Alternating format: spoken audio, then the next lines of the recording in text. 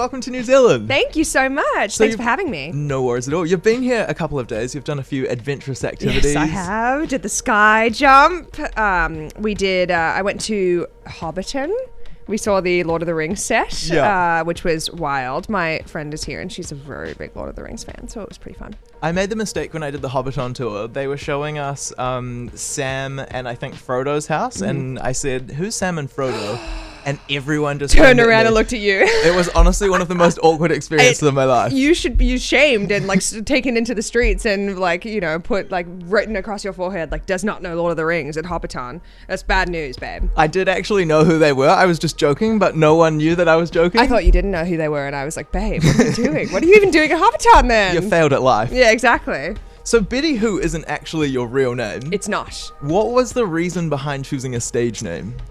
I think there's something to be said about keeping your personal life separate from work, right? Everybody has this, whether it's like there's things that you don't share with people at work, or whether it's a 9-to-5 job, or whether it's, it's my entire life. This is what I do every day, and regardless of if I'm being Betty Who or not, it's still such a big part of my world. And so there's something that's kind of nice about having everybody that I know who I work with, call me Betty. It's like, no, we're working right now. Like, that's what's happening. And so there's, only my parents really call me by my given name anymore. And it's kind of like, I love that because it means that it's this kind of thing that I get to share with them, and they know me better than anyone else. And it kind of reminds me of that. That's awesome. What was there some kind of process that led you to the name Betty Who? Ironically enough, it was the first name. I was like, should I have a stage name? Like, I think I should. And I was with my producer, who I made most of my first record with, and he and I were like, I was like, should I have a stage name? And he goes, maybe. And I went, what about Betty Who? And he goes, yeah. And that was literally it, because I had written a song and named it Betty Who for some reason, because I just liked the name of it. And then I was kind of like, what about this? And he was like, sure, don't think about it ever again. Great. And that was it. So it wasn't a big, I've toiled over album names for months and months and months, yet I came up with a stage name like it was no big deal. Yeah. I love the name as well, because Betty Who, it kind of makes you wonder, like, who is Betty? Exactly. I have a t-shirt.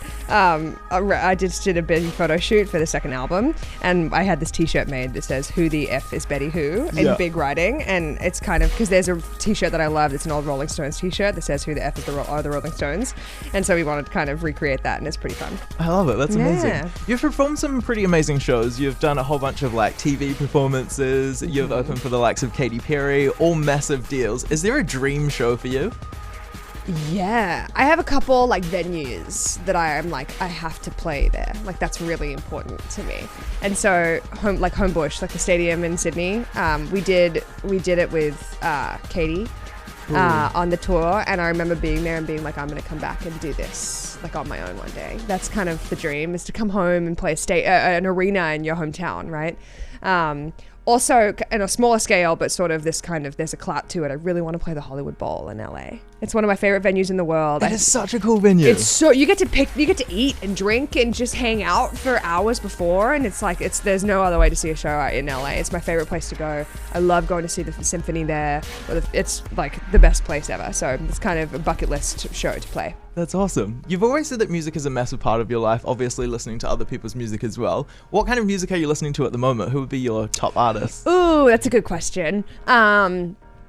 While I'm in kind of album mode, I don't listen to a whole lot of music, because I feel like I go crazy and it just messes me up, and I'm like, oh my God, I can't focus on all these different things. So I've been listening to a lot of audiobooks. I've been re-listening to the Harry Potter books, but I will tell you, I have a friend of mine who just started putting out music for his new project, and it's some of my favorite music in the entire world. His name is Pretty Sister, and he's incredible, and he has this song called Come to LA, and it's like one of my favorites in the world. That's awesome. Yeah. Not gonna lie, I haven't heard it, but I would definitely do some research. You have to check it out. Yeah, that sounds amazing.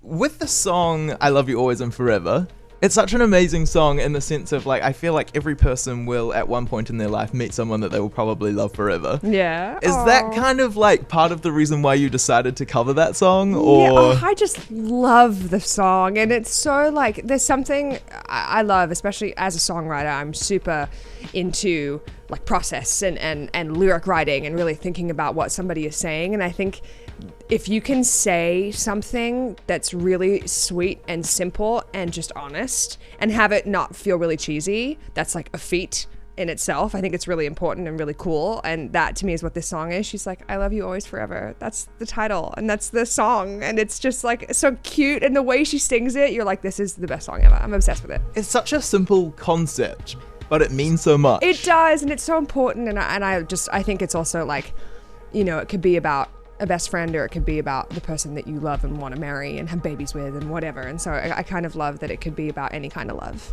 That's awesome. Yeah. I feel like your music is extremely inclusive. The song Somebody Loves You, for example, I am in love with that song. Like, if you're ever feeling sad or whatever, you just put that on and you're like, oh, somebody loves me. This is great. That's what I love. I really just want to make music that people tweet me and like put on my Instagram all the time. They'll say like, I was having a really bad day, and then I was like, I listened to the song and it made me feel better. And that to me is like number one coolest thing anybody could say about a song, because there's nothing that makes you feel like when I listen to You Make My Dreams Come True by Hall & Oates. Like, that's the feeling that I get, where I'm like, I'm having a really tough day and I listen to this and I'm just jamming, and you're like, yeah, I'm fine. Everything's gonna be okay. And the fact that music can take you to that place is really cool, and I love to be a part of that feeling, and I just want to make people feel like that. So yeah, I'm so glad. I do love that inclusive vibe. Is there a time in your life when you felt excluded, and is it like something that you've purposely tried to put into the music? Yeah, I mean, I think that I definitely, of course, everybody has had times where they're not, you know, they're not feeling popular, or they're not feeling the prettiest, or they're, you know, whatever. And I think I particularly have had a history of not really letting myself feel beautiful, and I think a lot of women struggle with that, but that's been my kind of lot in life, is to kind of be really hard on myself. And it's taken me a really long time to get over it, and I still am not over it a lot of the time. Yeah. But I think that because of how much trouble I have with it sometimes, knowing that feeling so intimately and deeply makes it way more important to me to put it back in a positive way into my music. Totally. Because also it's, you know, music is therapy for me as well. I do, mostly I make music for other people, and I want to share it. That's my number one goal. But it's also, I write a song and I go, this felt really good to write this song, and I really had to get this out. And so I think me kind of dealing with that emotion and that kind of struggle that I have a lot of the time with not maybe thinking that I look good. It's like, oh, I look fat in that picture. And everyone's like, shut up, like, stop it. And it's just like an age-old, especially women, I know men have it too, but it's like the age-old tale of just kind of not allowing yourself to just be you, and thinking that you're beautiful. Yeah. So I try and put it back into the music so everybody else can listen to it and feel like, no, I'm beautiful too. Yeah. Yeah. It makes it relatable. I love it. The collaboration that you did with Troye Sivan, Heaven, love that song. So good. Too. Love him as well. Oh my gosh, I'm obsessed with him. I tell people all the time, I'm like, I'm literally want to hang out with him every minute of every day. I'm like, Troye, please call me. I love it. How did the collaboration come about? Troye texted me, emailed Really? me. He was like, will you sing on the song? And he sent it to me, and immediately I was like, yeah, it's the most beautiful song I've ever heard. He and I had hung out a couple times before, and we have a lot of mutual friends, and he had come to my show in LA, and it was the first time I met him, and he's such a baby face, right? He's just like a little cherub angel cutie muffin. And so I was like, he came to the show, I was like, whose little brother did somebody bring? Like, he's not old enough to be in this bar right now. And after the show, he and I were hanging out, and he was like, I'm a singer too, and I'm putting out music soon. And at this point, I didn't kind of know the extent of how talented he was. And then I remember when he kind of came out and he started putting music out, I was like, no, this is good. This is like really spectacular music. And I think he's so talented, and his writing is beautiful, and I love the stories he tells. And I think he's one of the most progressive people in music right now who's going, no, I'm going to be exactly who I want to be, and I'm going to give others the space to do the same. So and good. Heaven is the number one song on that record that I think does that. And Yeah. it like, I can't even believe I'm a part of it. I think it's such a kind of life-changing song for kids out there who don't know how to say who they want to be. Totally. It's such a good vibe, and just so positive and uplifting. Oh, Troy's the best. Human Touch, your next single, actually comes out on my birthday. No which way! I am so excited Oh my for. gosh, well, I'm like, it's your birthday present then. Exactly. Yeah. I was like, thank you. It's on purpose. Yeah, I did that on purpose, I knew. What can we expect from that song? I kind of wanted to do something that I love dancing. It's like my favorite thing to do in the entire world. I'm always dancing. I'm at the club, I'm like the first person on the dance. Everyone's like trying to be cute and like not get their hair wet. I'm like, no, I'm like sweating. My makeup is all over the place. I'm about to get down. Get out of my way.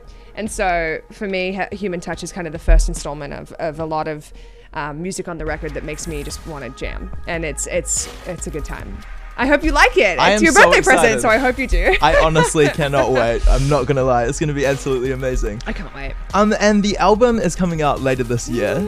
Later this year or early next year, we haven't decided yet, but Okay. we'll see what happens with Human Touch. But yeah, I would put it out tomorrow if I could. I'm so excited to put music out. It's been a long time. It's been 2 years. So yeah. Where are you at with the album? Like, is it almost done or? It's written. I mean, Yeah. it's like it's finished writing. It's just kind of once we go like, cool, it's coming out, there's a bunch of stuff that I go like, oh, I want to change this. I'm very like nitpicky. I'm kind of a psycho. I'm very intense about stuff, and I want everything to be perfect, and I have a lot of notes. So once we pick an album release date, I think it'll just be notes and notes and notes for days. And my poor producer will have to sit on the phone with me and tweak it for hours and hours until it's right, and then it'll be out. Oh my gosh. That's exciting though. It's going to be a masterpiece. Oh, well, hopefully.